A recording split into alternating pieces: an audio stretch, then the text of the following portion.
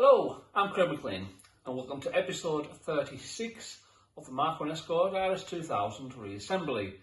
This is the one where we finally get the car on the rollers and hope that everything goes well. So most of the footage you'll see from this video will be recorded by my best mate Anthony from next door. So thanks very much to Anthony for all the footage he made on the day. And the transportation, as you'll see in the video, is carried out by Scott from Rigg of Riggtech. He's just started his own business in Cumbria. So again, as I say later on in the video, I think if you want any mechanical repairs, service and MOTs, etc. carried out, definitely get in touch with Scott. Let's just hope that the day goes well and we don't really have any major issues. It's getting to the point now where it's almost complete and we can hopefully start enjoying it, but this is one step in the dance. We've got to get it running absolutely bang on so that when we obviously get it on the road, it hopefully performs and drives really nice. So let's see how it goes. Just a little bit of footage that I didn't capture in the last video. I've now got some nice terminal covers for the battery. I did not like having exposed terminals on the battery. All it takes is you to lean over, drop something over the terminals and you're in a right mess. Or even just catch it with the bonnet stay as you're putting the bonnet stay up. You know, if I was to catch on the positive as I'm putting it up, that's all it takes. I decided I definitely need some battery covers. And as I was thinking about it, I got a message through YouTube from a guy called Angus McDangus. And he mentioned about you should really fit battery covers, and I thought to myself, what are you doing? Get down. I thought to myself, yeah, I've been thinking about this already. You're absolutely right. So yeah, they were only a couple of quid, but they just neaten the job up and make it a lot safer. So yeah, they're both now covered up. You down. Preparing for the dyno day, trying to think of everything I could possibly need on the day. You know, I've took all sorts of bits and bobs. Obviously, we need the cable. Jonathan would have one of them anyways, but I've brought all sorts of gear that, you know, might come in handy on the day. Spanners, socket sets, you name it, oil, got some spare oil if need be. I've checked all the levels.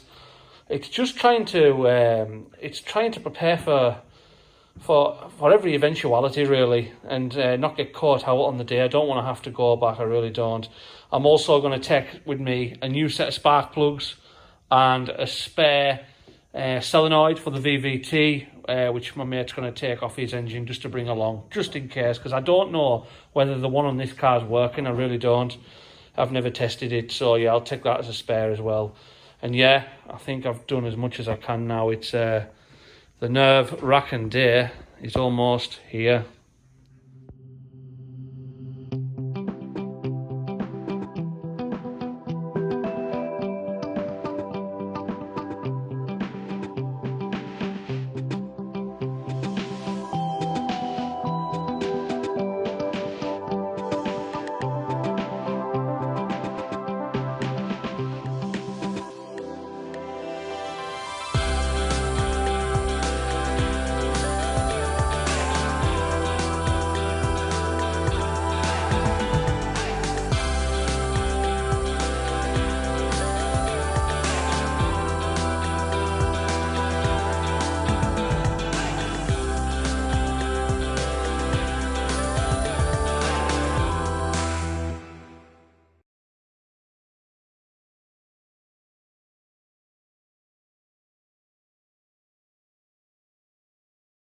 So here we are, the glorious Saturday, 19th of March at JDM Dyno. Get the car rolling roaded. Thanks very much to Scott from Rigg of Riggtech. You can see in the background, you'll have seen in the earlier footage, for bringing me here and taking me back. It's been a great help. Anyone in the area of Cleatamore, Whitehaven, etc., Cumbria, Scott started up his own business, so it may be somewhere you want to look for, you know, MOTs, repairs, servicing, etc. Just someone to bear in mind. He's a good lad. So yeah, we're here today, we're going to get it rolling roaded, and let's keep our fingers crossed that we have no major issues.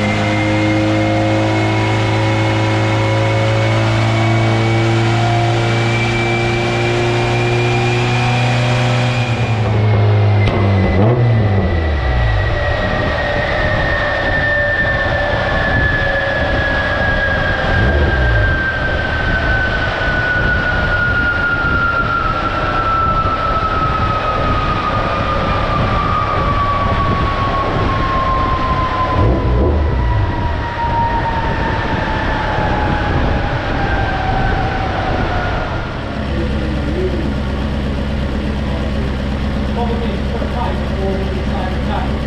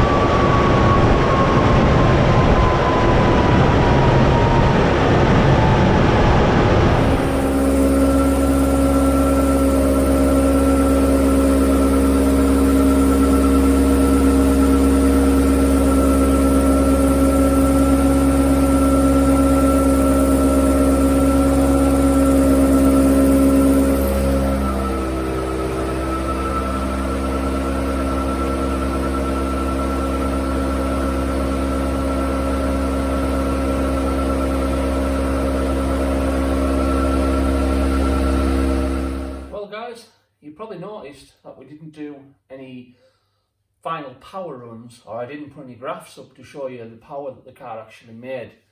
And there's a reason for that. As the title suggests, we hit issues towards the end of mapping.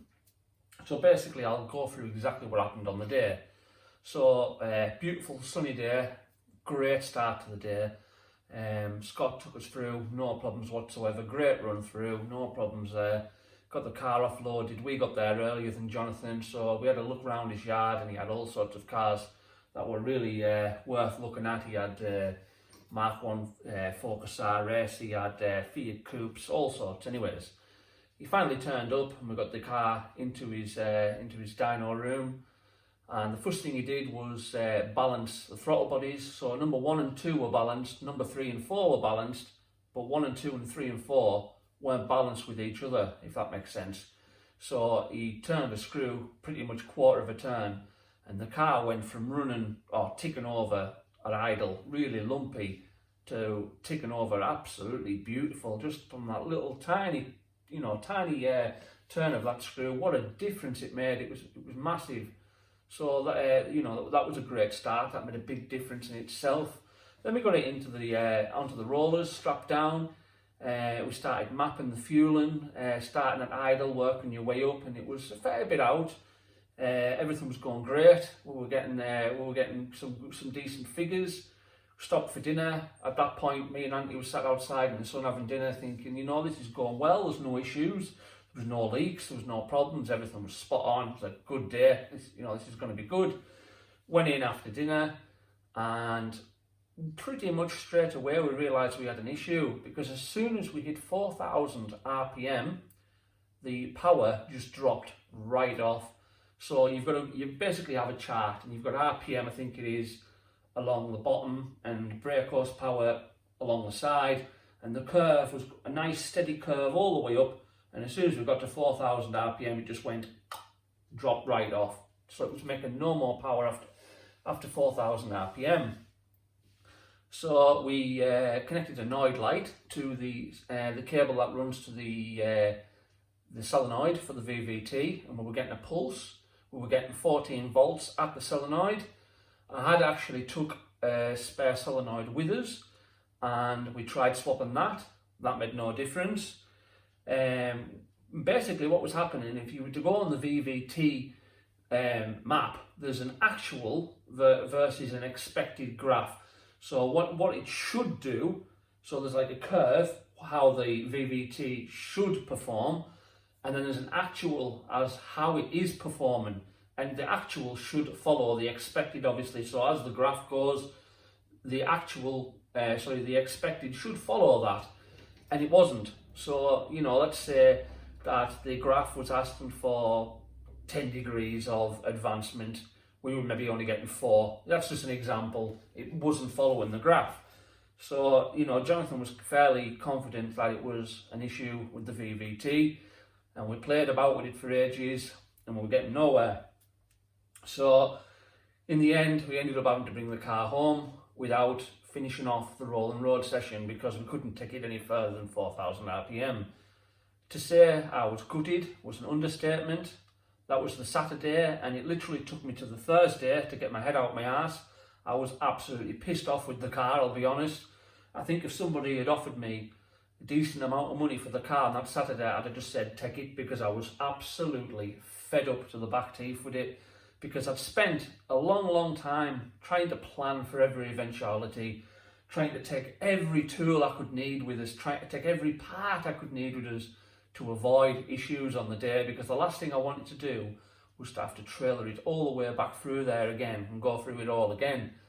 Unfortunately, that's exactly what has happened, and the issue is completely unforeseen. I don't think anyone would have been able to pinpoint that prior to going. So, you know, it's nobody's fault in particular. You certainly can't blame anybody. So the issue still isn't resolved as I record this outro. We think it's possibly the cam sensor breaking down, because we've since had the car running when wanted to cool down at home, and the graphs seem to be doing everything that they're supposed to. We've had it out for a quick drive. Everything seems to be performing as it's supposed to now, but on the day it wouldn't. So I'm thinking it must be something that's altered by heat, because obviously it had been getting dynoed for a long time by this point. Everything was hot. So I'm not 100% confident it's the cam sensor, but that's kind of where our money sits at the minute. So my mate Anthony did actually find a graph, and you can change the parameters of the cam sensor. I did speak to Omex, and they said, yeah, you know, either change the cam sensor or that graph should make a big difference if the output of the cam sensor isn't quite what the Omex engine management is expecting. So there's a couple of things to try, but the plan now is to get it MOT'd coming this Friday, drive the car on the road with the laptop connected, try and get some data logging, try and pinpoint what the fault is, and as soon as I get that pinpointed, I can then take it back to JDM and get it re-roll and roaded. And Jonathan has said it'll probably take an hour to finish off because we're nearly there. And Jonathan was expecting it to fetch good power. He says, I think it's going to do pretty well. So hopefully, you know, I've got to keep fingers crossed. I've got to stay positive and hope that we make better progress next time. If any of you guys have come across this fault before, please do let me know in the comments. I've read a lot online about these kind of faults on the focuses being down to the fuel pump. I can confirm there's nothing wrong with the fuel pump on this. I've went over it. As you'll see in the next video, I have done a little upgrade to the fuel pump. I've made the flow to the fuel pump a little better than it was. But the fueling was actually over fueling at the top end, so it's not a fueling issue at all. It was it was Jonathan basically altered the settings to bring the fueling down at the top end, and it was still falling flat on its face, so it's nothing to do with fueling. So yeah, like I say guys, if you have come across it, I do remember somebody saying to me a while ago that had a similar setup, that they were getting a flat spot somewhere up in the rev range, and I can't remember who it was who told me about that. So if that's you, please let me know, and please let me know exactly what the outcome was there. But yeah, I was really disheartened, to say the least. I finally got my head out my arse now, and I feel a little bit more motivated to get this sorted, because I can't give up now. We've gone this far. The car is absolutely stunning. I'm chuffed to bits with it. I've just got to push on and resolve this issue, and that's exactly what I'm going to do. So hopefully you'll see a video very soon, guys, with the car running how it should, and hopefully producing a really nice amount of power. So keep watching, guys, and hopefully I'll see you very soon with another roll and road video where we hopefully get better results. Thanks very much for watching, guys, and I'll see you very soon.